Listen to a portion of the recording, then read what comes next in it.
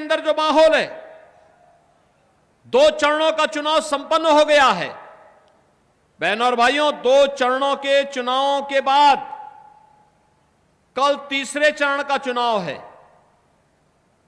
2 चरणों का चुनाव और कल तीसरे चरण का चुनाव होने के बाद बहनों और भाइयों 286-87 सीटों पर अब तक चुनाव, 285 सीटों पर अब तक चुनाव संपन्न हो चुका होगा कल सायंकाल तक।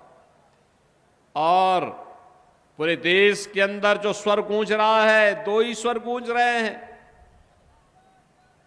वह है, एक स्वर है जो पूरे देश के अंदर है, वह वृद्ध हो, जवान हो, महिलाएं हो, पुरुष हो, गांव हो, शहर हो, हर ओर एक ही स्वर गूंज रहा है, और वह है फिर एक बार मोदी सरकार, फिर एक